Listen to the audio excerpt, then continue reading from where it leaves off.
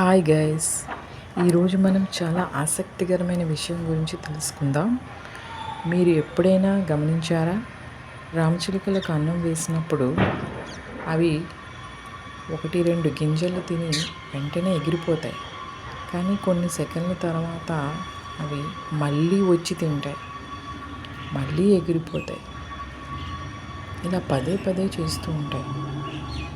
చాలామందికి ఇది భయపడడం అనిపిస్తుంది, కానీ నిజానికి ఇది భయం కాదు.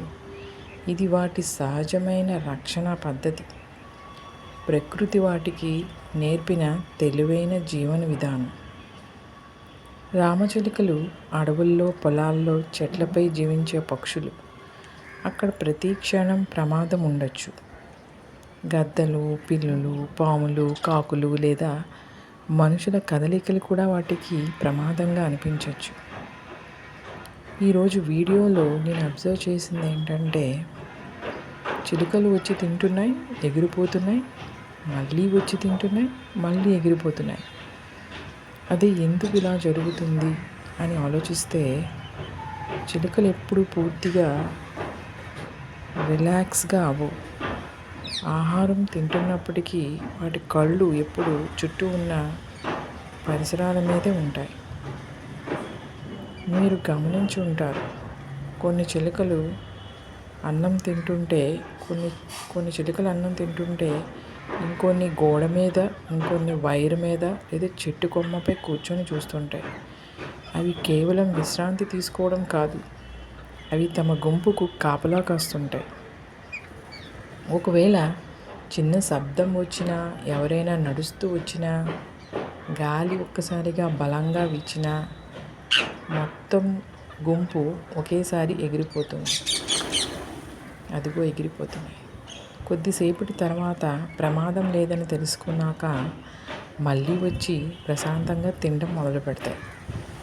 ఇంకో ఆసక్తికరమైన విషయం ఏంటంటే, రామచిలుకలు ఒంటరిగా తినడం కంటే గుంపుగా తినడానికి ఎక్కువగా ఇష్టపడతాయి. ఎందుకంటే గుంపులో ఉంటే ఒకటి ప్రమాదాన్ని గమనిస్తే మిగతావి వెంటనే స్పందించగలవు. అందుకే మీరు ప్రతిరోజు ఒకే ప్రదేశంలో అన్నం వేస్తే కొద్ది రోజుల తర్వాత అవి ఆ ప్రదేశాన్ని గుర్తుపెట్టుకుంటాయి. ఈ మధ్యనే నేను గోడ మీద వేస్తుంటాం కదా రామచిలుకలకి, మొత్తం అదంతా పాడైపోయిందని అక్కడ పెయింట్ వేశాను గోడంతటికి. పెయింట్ వేసిన నెక్స్ట్ డే అక్కడ గోడ మీద రైస్ వేసాను. రామచిలుకలు రాలేదంటే రాలేదు రైస్ తినడానికి. ఆ కొబ్బరి చెట్టు మీద అలా ఉండిపోయి, అయితే వేసిన నెక్స్ట్ డే అది అంత పూలు చేసాయో చూడండి పెయింట్ వేయగానే.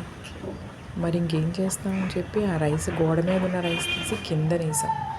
కిందనేసిన 2 నిమిషాలకి వచ్చి తినేసాయి. అంటే దీన్ని బట్టి ప్రదేశానికి అవి బాగా అలవాటు పడతాయని మనకు అర్థమైంది. బాగా గుర్తుపెట్టుకుంటాయి, ప్రదేశాన్ని బాగా గుర్తుపెట్టుకుంటాయి. ఇంకా ఒక విషయం, తింటూ మధ్యలో ఎగరడం వల్ల వాటి శరీరం ఎప్పుడూ సిద్ధంగా ఉంటుంది. ఒకవేళ నిజంగా ఏమైనా ప్రమాదం వచ్చినా వెంటనే తప్పించుకునే అవకాశం ఉంటుంది. మధ్యలో ఎగురుతున్నాయి, మళ్ళీ తిరిగి వచ్చి ఆ రైస్ని తింటున్నాయి.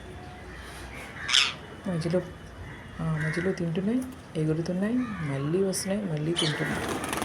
ఈ గుంపులోనే కాకులు వస్తున్నాయి, అవి కూడా తింటున్నాయి. ఉడతలు వస్తున్నాయి, అవి కూడా తింటున్నాయి. ఇంకా ఒక విషయం, తింటూ మధ్యలో ఎగరడం వల్ల వాటి శరీరం ఎప్పుడు సిద్ధంగా ఉంటుంది. ఒకవేళ నిజంగా ప్రమాదం వచ్చినా వెంటనే తప్పించుకునే అవకాశం ఉంటుంది. మీరు కూడా చిలుకలకు వేసవిలో నీళ్ళు, కొద్దిగా ధాన్యం, అన్నం అందించడం వల్ల ఎన్నో పక్షులకు వాటి జీవనం సులభమవుతుంది. ప్రకృతిని ప్రేమిద్దాం, పక్షులను కాపాడుదాం. ఇదిగో కాకి వచ్చింది చూడండి, తింటుంది. ప్రకృతిని ప్రేమిద్దాం, పక్షులను కాపాడుదాం. వాటికి వేసవిలో కొంచెంగా ధాన్యం, రైస్ వాటరు పెడితే అవి వచ్చి తినేసి వెళ్ళిపోతాయి.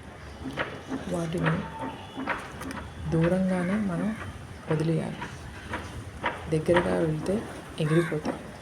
మనం ఏమైనా ప్రమాదానికి గురి చేస్తామేమో అని ఎగిరిపోతాయి. సో అది అర్థమైందనమాట ఈరోజు వీడియో ద్వారా. చిలకలన్నీ ఎగిరిపోయి మళ్ళీ వచ్చి తినడం ఏమిటా అని ఆలోచిస్తే చిలకల సైకాలజీ నాకు అర్థమైంది. ఇక ఉడత కూడా వచ్చింది చూడండి. ఇలాంటి మరిన్ని ఆసక్తికరమైన పక్షుల విషయాలను తెలుసుకోవాలంటే మా ఛానల్ని సబ్స్క్రైబ్ చేయండి, లైక్ చేయండి, మీ కామెంట్స్ని షేర్ చేయండి. Thank you guys. Thank you for watching.